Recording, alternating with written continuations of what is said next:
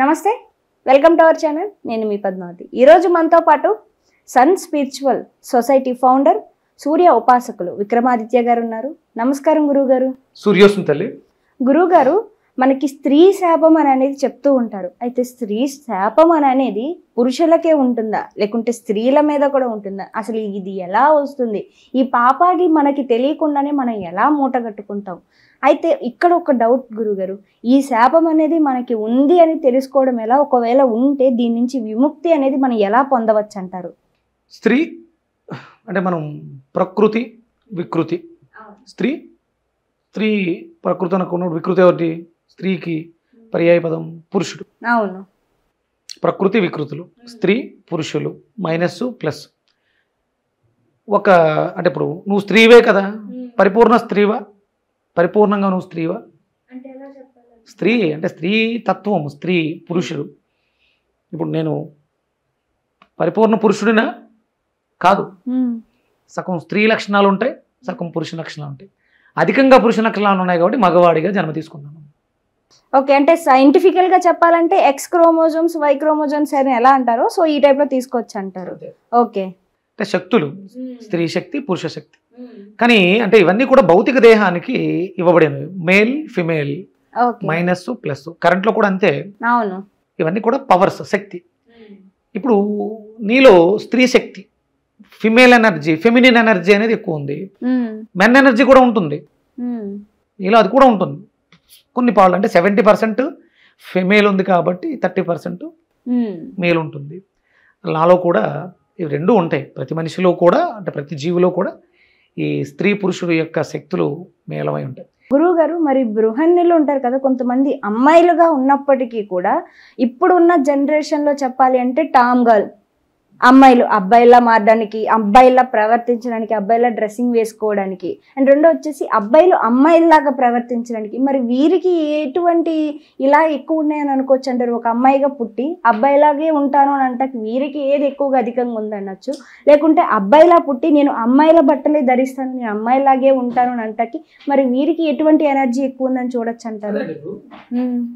అబ్బాయిగా పుట్టి అమ్మాయిగా మారాలి అని అనుకున్నటువంటి మనస్తత్వంలో భౌతికమైనటువంటి దేహం అబ్బాయిగా తీసుకుంది.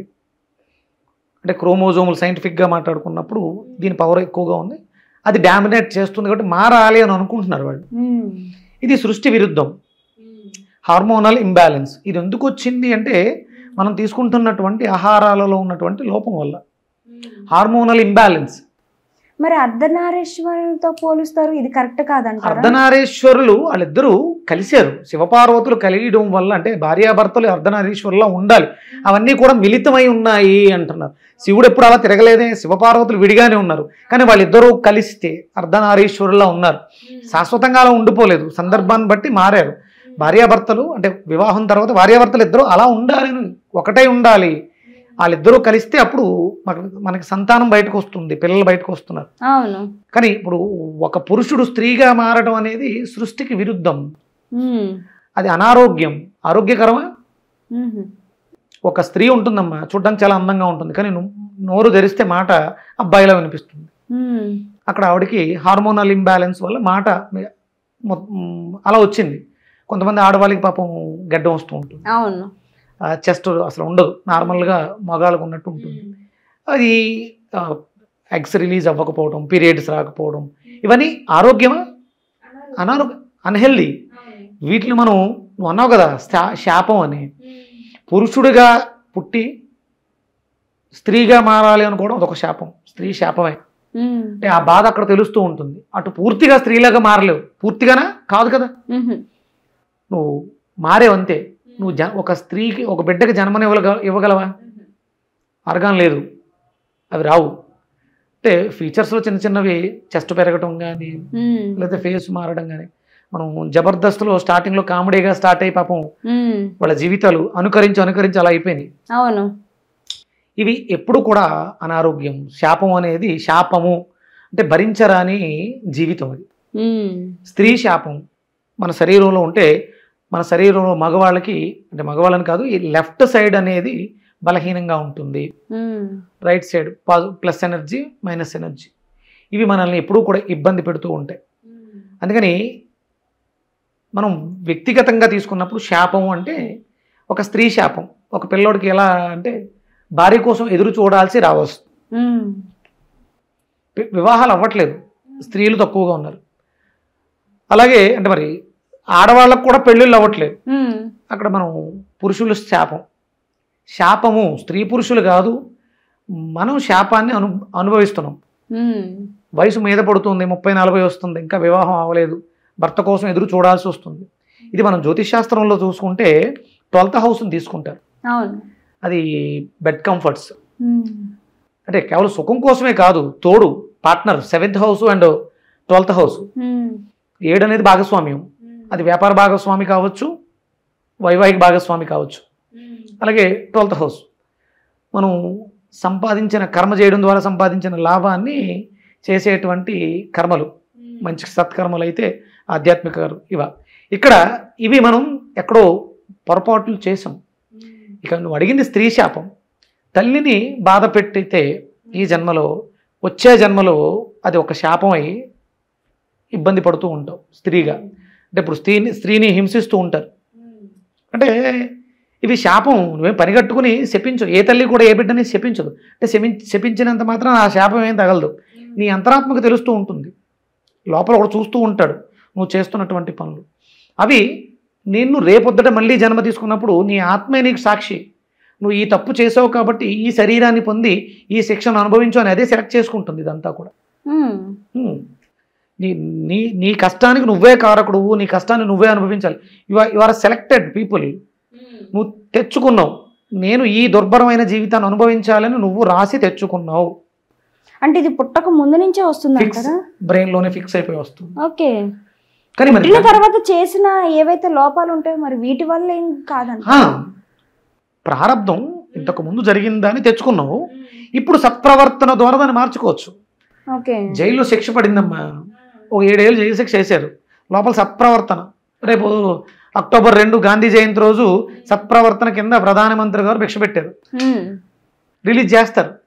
నువ్వు చేసిన పనులు రాస్తారు అక్కడ. హాస్పిటల్ చేసావు, అందువల్ల 2 రోజులు తగ్గించారు. ఎవరినో ప్రమాదం నుంచి కాపాడు, ఇంకొక 2 రోజులు శిక్ష తగ్గించుకుంటూ వస్తారు. ఇక్కడ భౌతికంగా నీకు పడిన 7 ఏళ్ల శిక్షని రోజుల లెక్క ప్రకారం నువ్వు చేసిన పనులకు తగ్గించుకుంటూ వచ్చి 7 సంవత్సరాలది ఒక సంవత్సరం సత్ప్రవర్తన కింద విడుదల చేస్తున్నావు. అలాగే నువ్వు ప్రారంధ కర్మతో తెచ్చుకున్నావు. నువ్వు ఇప్పుడు చేసేటువంటి మంచి కార్యాల వల్ల ఆ కర్మ కొట్టివేయబడుతుంది. కర్మకి ప్రక్షాళన ఉంది. కర్మకారకుడు శని, కర్మ సాక్షి సూర్యుడు. సత్కర్మలు ఆచరించడం ద్వారా నీ ప్రారంధ కర్మల్ని దగ్ధం చేసే శక్తి సూర్యుడికి ఉంది. అగ్నికి దేన్నైనా శుద్ధి చేసే శక్తి ఉంది కదా, మార్చుద్ది. గట్టిగా నిలబడినటువంటి ఇనప ఓచని కూడా కాల్చితే మెల్ట్ అయిపోతుంది, వంగుతుంది. కర్మల్ని కూడా అంటే చాలా మంది అంటూ ఉంటారు, కర్మ 100 మంది గోగుల్లో ఉన్న తన బిడ్డ వెతుక్కుంటూ వచ్చి పట్టుకున్నట్టు కర్మ పట్టుకుంటుంది అని అంటారు కదా, అది అవాస్తవం. కర్మల్ని దగ్ధం చేసుకోవచ్చు. నువ్వు చేస్తున్నటువంటి పనుల వల్ల, సత్కర్మల వల్ల నువ్వు చేసిన ప్రారంధ కర్మ డెన్సిటీ తగ్గించుకోవచ్చు. స్త్రీ శాపం తల్లిని బాధ పెట్టడం వల్ల వస్తుంది, భార్యని బాధ పెట్టడం వల్ల వస్తుంది, సోదరులు, స్త్రీలు. అలాగే మన చుట్టూ ఉండేటువంటి ఆవులు, గోమాతలు స్త్రీయే కదా, వాటిని నిర్దాక్షిణ్యంగా కబేళాలకు అమ్మేయడం అది కూడా స్త్రీ శాపమే. ఆ శాపం కొన్ని 100 జన్మలు వేధిస్తుంది. అంటే ఆడ జంతువుల్ని హింసించడం కూడా అది స్త్రీ ఆడది. అంటే మేల్ ఫీమేల్ ఉన్నాం కదా, ఇవి కూడా మనల్ని పట్టుకుని పీడిస్తూ ఉంటాయి. వాటి యొక్క డెన్సిటీని బట్టి మనం కర్మ అనుభవిస్తూ ఉంటాం. గురువు గారు, ఇక్కడ నాది ఒకటి డౌట్ ఉందని, నాది కాదు, నేను చాలా వీడియోస్లో కొన్ని కామెంట్స్ కూడా చదివాను. కొంతమంది ఏమంటారు ఏంటంటే, మన హిందూ శాస్త్రంలో కావచ్చు, మన సాంప్రదాయంలో కావచ్చు, మనం గోవుల్ని కావచ్చు, దేనైనా సరే మనం ఒక పూజించే దగ్గరగానే మనం కొలుస్తాము. లైక్ కుక్కనైతే మనం కాలభైరవుడుగా పూజిస్తాము, గోమాతనైతే లక్ష్మీదేవిగాను పూజిస్తాము. ప్రతిదానికి ఒక రూపం అనేది ఇచ్చుకొని ఒక దైవారాధనతో చూస్తాం. కానీ మిగిలిన ఆచారాల వారు వాటిని చూడరు. మరి వాళ్ళకెందుకు లేవు, మనకెందుకని ఇలాంటివి పెడుతున్నారు అని కొంతమంది కామెంట్స్ చేస్తున్నారు. అంటే దీనికి ఎలా చెప్పచ్చు అంటారు? అంటే ప్రతి ఒక్కరికి ఇంకొకసారి దీని గురించి మాట్లాడాలి అని అన్నా కూడా మనం మాట్లాడుతుంది తప్పు అని అర్థమయ్యేలా చెప్పాలంటే వారికి ప్రపంచ దేశాల్లో భారతదేశానికి కర్మభూమి అని మాత్రం పేరు. భారతదేశానికి మాత్రమే భారతదేశానికి మాత్రం. అంటే సత్కర్మ కావచ్చు, దుష్కర్మ కావచ్చు, దేనికైనా ఫలితం ఉంటుంది అని. ప్రపంచ దేశాలకి జ్ఞానాన్ని అందించింది భారతదేశం. మిగతా దేశాల్లో ఆచార సాంప్రదాయాల్లో ఉన్నటువంటి లోపాల వల్ల అభివృద్ధి శూన్యం. ఇప్పుడు అమెరికా బాగా అభివృద్ధి చెందిన దేశం. దేంట్లో? ధనంలో, సంపదలో ఎక్కువ ఉంది. ఎప్పుడు? ఇంతకు ముందు మన దగ్గర నుంచి కొల్లగొట్టుకుని వెళ్ళిన తర్వాత. అవును. ఇప్పుడు టెక్నాలజీ పరంగా సునామీని ఆపగలిగిందా? మొన్న వచ్చినటువంటి వరదలను ఆపగలిగిందా? కానీ భారతదేశానికి ఈ పెను ప్రమాదాలు లేవు కదా. మనం ప్రతిదానికి గౌరవిస్తాం, విలువ ఇస్తాం, నమ్మకంతో చూస్తాం, కర్మ సత్కర్మ చేస్తాం. కాబట్టి ఇక్కడ 365 రోజులు కూడా అనుకూలమైనటువంటి వాతావరణం. దీన్ని మనం ఆచరిస్తున్నాం, పాటిస్తున్నాం కాబట్టి మనం బాగున్నాం. వన్స్ వదిలేస్తే కనుక మనకి భారతదేశంలో మనకు కూడా మిగతా దేశాలతో పాటు మనం కూడా ఒకటి అవుతాం. అంటే అది ఎప్పుడు మనం డెఫినెట్గా మనం విడం. ఇది ప్రశ్నించేవాడు ఎవడంటే పొద్దుటే లేచి సూర్యోదయాన్ని పూర్వం నిద్ర లేవలేక బద్ధకంతో ఏడిచేవాడు మతం మారి వేరే మతంలోకి వెళ్ళి చేసి దీని గురించి ప్రస్తావిస్తారు. కొన్ని వందల సంవత్సరాల, కొన్ని వేల సంవత్సరాల గణనీయమైనటువంటి చెరగని సంస్కృతి మనది, భారత సంస్కృతి. ఎంతోమంది ఈ ఆచార ధర్మాలని ఎరాడిక్రేట్ చేయాలని ప్రయత్నాలు చేసి కాలగర్భంలో కలిసిపోయారు. ఇందులో పుట్టి ఇందులో పెరిగి దీన్ని రూపుమాపాలనుకున్న వాళ్ళు రూపురేఖలు లేకుండా పోయారు. రాసుకోమ్మా, ఇప్పుడు నేను చెప్తున్నాను, ఇది 2025. మనకి మొన్నే మహాకుంభమేళ జరిగింది. ఇక్కడ నుంచి 12 సంవత్సరాలు లెక్కేస్తే ఎంత వస్తుంది? 2025 × 12 2037 నాటికి భారతదేశం ప్రపంచ దేశాల్లో కల్లా నెంబర్ 1 దేశం. హైందవ సంస్కృతి సాంప్రదాయాలు తన ఉనికిని మరింత బలంగా నాటుకునేటువంటి రోజులు రాబోతున్నాయి.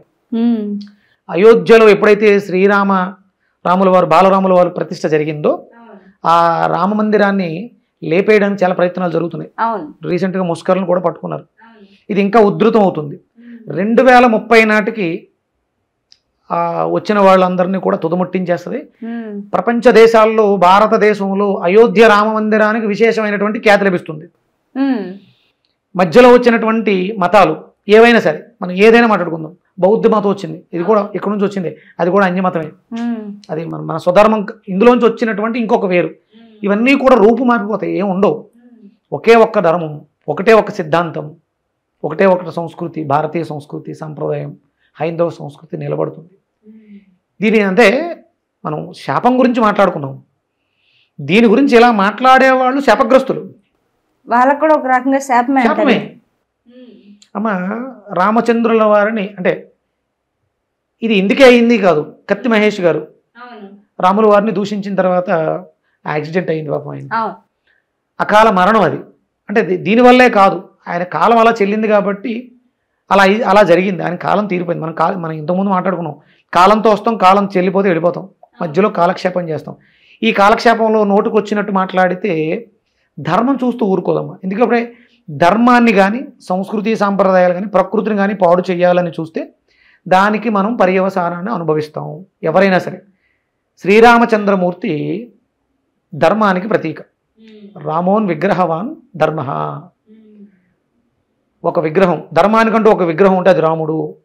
రాముడిని కానీ, రామచరితాన్ని కానీ, లక్ష్మణుడిని కానీ, సీతని కానీ, సీతామాతను కానీ, హనుమంతుల వారిని కానీ దూషిస్తే, ఇక్కడ అంటే ఈ భారతగడ్డ మీద జన్మ తీసుకుని వాళ్ళ గురించి తెలిసి, లేదా పూర్తిగా తెలియకుండా మాట్లాడు, తప్పు ఉండదు. తెలిసి మాట్లాడు, తప్పు ఉంటుంది. మధ్యలో నీకు తెలిసి తెలియదు, సంస్కృతం తెలియదు, వాల్మీకి యొక్క సిద్ధాంతాలు తెలియవు, ఇవి చదవలేదు కానీ మాట్లాడుతున్నావు, ఇది శాపం. సీతామాతనంటే స్త్రీమూర్తి కదా, శాపం పెట్టదా, తగలదా? ఆవిడ లేరు. ఒక 6000 సంవత్సరాల క్రితం త్రేతాయుగం నాటి స్త్రీ, ఆవిడ పతివ్రత, ఆవిడ చాలా నిష్టగా ఉంది. అయోనిజ, భూమి తల్లి కడుపున పుట్టింది ఆవిడ. అలాంటి ఆవిడని వక్రీకరించి మాట్లాడితే శాపం కాదా? దుర్భరమైనటువంటి జీవితాలు, చావులు, కుక్క చావులు అంటారు. ప్రమాదవశాస్తు ఎక్కడైనా పడిపోతే దాహం వేస్తుంటే చుక్క నీళ్లు పోసేవాళ్ళు ఉండరు. అర్రులు చాస్తూ ఒక్క చుక్క నీటి కోసం అర్రులు చాస్తూ, అంటే ప్రాణం పోదు, రక్షించడానికి ఎవరు రారు, చీకట్లు లేకపోతే ఫైర్ యాక్సిడెంట్లు ఇలాంటివి చాలా దారుణంగా ఉంటాయి. దయచేసి హిందూ ధర్మంలో అంటే శరీర ధర్మం, స్త్రీ ధర్మం, పురుష ధర్మం. స్త్రీగా పుట్టామంటే స్త్రీగానే బ్రతకాలి, పురుషుడిగా మారడానికి ప్రయత్నం చేయకూడదు. పురుషుడిగా పుట్టామంటే పురుషుడిగానే బ్రతకాలి, స్త్రీగా మారకూడదు. ఇది శరీర ధర్మం కాదు. ఒక యోనిని తయారు చేయలేంగా, ఒక గర్భసంచిని తయారు చేయలేంగా, ఉన్నదాన్ని తీయగలవు కానీ కొత్తగా పెట్టలేవు. అందుకని ధర్మాన్ని, ఋతుధర్మాన్ని, యుగ ధర్మాన్ని, శరీర ధర్మాన్ని, ప్రకృతి ధర్మాన్ని పాడు చేయకు, అది శాపం అవుతుంది. ప్రకృతి స్త్రీ కదా, శాపం. ప్రకృతిని పాడు చేస్తే స్త్రీ శాపం. దయచేసి చేతులు జోడించి వేడుకుంటున్నాను, ధర్మాన్ని పాడు చేసే ప్రయత్నం చేయకండి, ఇబ్బందులు పడకండి, శాపాలకి లోనవ్వకండి. ఆరోగ్యంగా జీవించాలంటే ఏ ధర్మంలో పుట్టామో ఆ ధర్మంలోనే గతించిపోవాలి. అప్పుడు నీకు ఇష్టం ఇంకొకసారి మళ్ళీ జన్మ తీసుకుని ఆ ధర్మంలోకి వెళ్దాం. ఆత్మ అంటే జన్మలు ఎందుకు అంటే ఈ అనుభవాల కోసమే. స్త్రీగా అనుభవాన్ని ఎలా ఉంటుందో చూడాలి. నువ్వు పురుషుడిగా పుట్టి స్త్రీ ధర్మంలోకి మారావు, నీకు పీరియడ్స్ వస్తాయా? రావు. అంటే ధర్మం కాదు కదా అది. అది ఎప్పుడు పరిపూర్ణంగా స్త్రీ అంటే నీకు పీరియడ్స్ వచ్చి నువ్వు మెచ్యూర్ అయ్యి ఒక వ్యక్తిని పెళ్లి చేసుకుని అతనితో సంసారం చేసి ఒక బిడ్డని జన్మించినప్పుడు అప్పుడు స్త్రీ ధర్మాన్ని పూర్తిగా అనుభవించినట్టు అవుతాం. ఇప్పుడు చేసేది అధర్మం, అధర్మం అనారోగ్యం. అందుకని స్త్రీ శాపము అంటే శాపం, ప్రకృతి శాపం. ప్రకృతిని పాడు చేయొద్దు, గోమాతని పాడు చేయొద్దు. ప్రకృతిని కాపాడుకుందాం, గోమాతను కాపాడుకుందాం, మన ధర్మాన్ని కాపాడుకుందాం, ఆరోగ్యంగా జీవితం. నిజంగా గురుగారు చాలా ప్రతిదీ కూడాను ఎంత క్లారిటీగా చెప్పారంటే అవతల వారికి వినేటప్పుడు కూడా ఇంకోసారి క్వశ్చన్ చేయాలంటే కూడా ఆ క్వశ్చన్ని కూడా ఎలా పట్టుకోవాలని చూసే వాళ్ళకు కూడా దొరకనంత విడమర్చి చెప్పారు ప్రతిదీ కూడా గురుగారు. నిజంగా ధన్యవాదాలండి. సూర్యోస్మిత.